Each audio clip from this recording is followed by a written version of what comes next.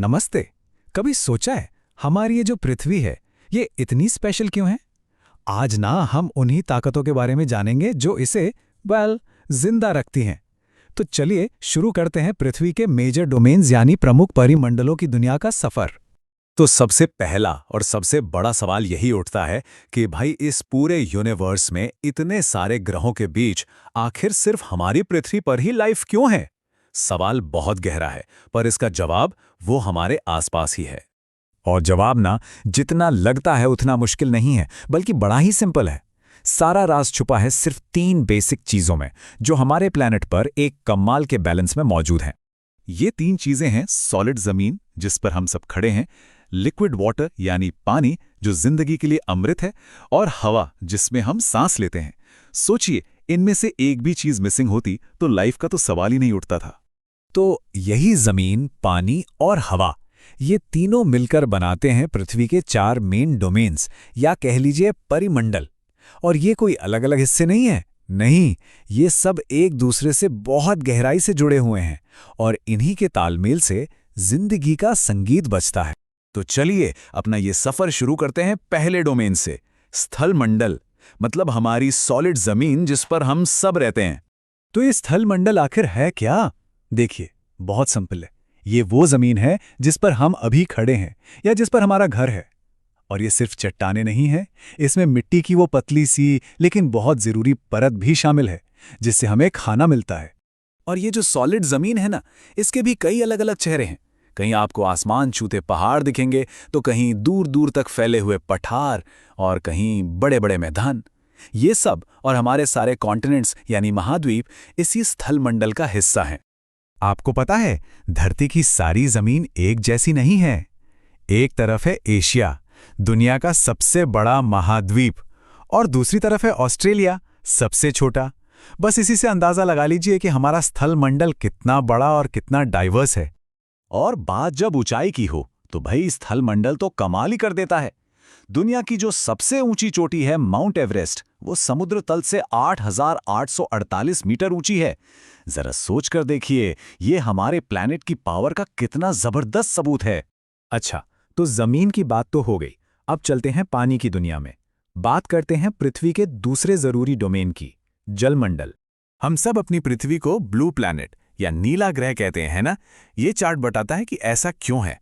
देखिए, हमारी दुनिया का 71% हिस्सा पानी से ढका है, सिर्फ 29% जमीन है।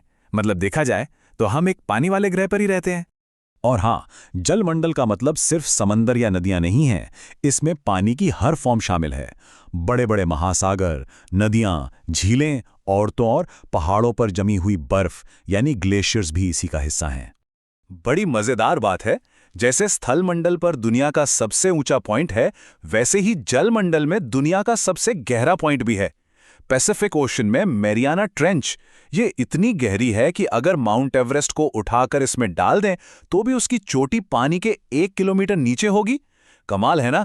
चलिए अब अपना सफर थोड़ा ऊपर की तरफ ले चलते हैं, उस गैस की चादर की ओर जो हमारी पृथ्वी को एक कंबल की तरह लपेटे हुए है, यानी वायुमंडल। हम जो हर एक सांस लेते हैं ना, वो असल में कई गैसों का मिक्सचर है। इसमें सबसे ज्यादा तो 78% नाइट्रोजन है, पर हमारे काम की है वो 21% ऑक्सीजन, जिसके बिना हम जिंदा ही नहीं रह सकते। पर वायुमंडल का काम सिर्फ हमें सांस देना नहीं है, ये एक बहुत बड़ी मौसम बनाने वाली मशीन है जो बारिश लाती है। और ये हमारी पृथ्वी का एक तरह से सिक्योरिटी गार्ड भी है, जो हमें सूरज की खतरनाक किरणों से बचाता है। इसके बिना पृथ्वी बस एक बंजर बेजान गोला होती। तो अब हम आते हैं अपने सफर के सबसे मैजिकल पॉइंट पर, वो जगह जहां जमीन, पानी और हवा तीनों एक साथ मिलते हैं और जिंदगी को जन्म देते हैं। इसे कहते हैं जीवमंडल। तो ये जीवमंडल है क्या? असल में ये पृथ्वी की एक बहुत ही पतली सी लेयर है, एक जोन जहां स्थलमंडल, जलमंडल और वायुमंडल आपस में मिलते हैं। और बस यही वो मैजिकल जोन है जहां लाइफ है, चाहे वो जमीन के अंदर हो, पानी की गहराइयों में या फिर हवा में। और इस छोटी सी परत में जिंदगी की इतनी वैरायटी है कि आप सोच भी नहीं सकते।